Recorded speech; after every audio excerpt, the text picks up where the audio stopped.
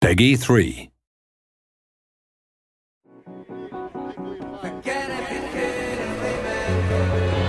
Welcome to the final developer diary for F1 2010.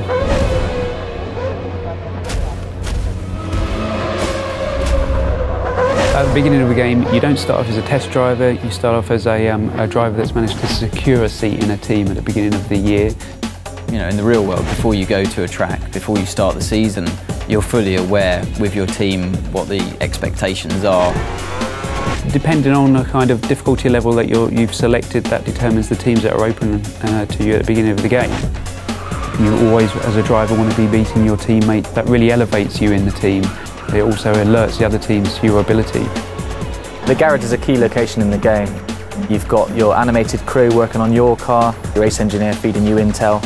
You've actually been lucky enough to have real race engineers get into the motion capture suits and really just perform the tasks that they do day to day. And that really is a great sensation when you come in there and you see your whole team around you and you really feel a part of that atmosphere.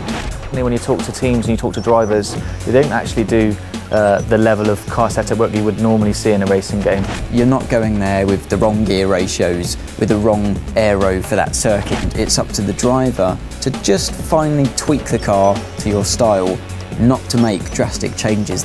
The expectations from the driver playing the game are the same as what they would be in real life, given your machinery. You know, at the end of the day, the teammate that you have is the only direct competition that you'll have through the whole season.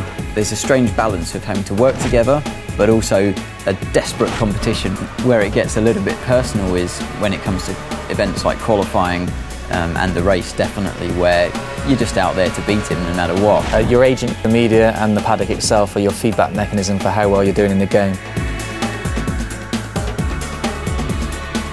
The paddock themselves vary location to location. We've got Mike Paddock in Singapore, Melbourne's built in a park, and you're going to see the key buildings. So the paddock's going to get busier, more press there, more pit girls hanging around, more rival drivers interested in you, the better you do on the track. We've got two different types of media in the game. You've got the impromptu media and you've got the press conference. When you speak to their characters in the press conference, it's usually about your race weekend performances. They're not so sensationalist. It's an easier ride for you, definitely, but it's still a moment of celebration. Impromptu characters hanging around the paddock lane, they're always willing to take your first comments when you come out of practice, qualifying and race. The hardest thing, I think, is that if you've had a bad result, then you have to speak to the media and you have to remain calm and always say the right thing. You have to be a little careful of what you say to the media. Sometimes you'll say things in the heat of the moment. You're the only one that you can blame at the end of the day if you slip and open your mouth and say something you shouldn't have. When you finished on the podium, it's 1, 2, 3, you can tell the press conference characters all about the race weekend. Those are all of the things that I want to try and portray in the game as what happens in real life. Way beyond any computer game I've ever played before.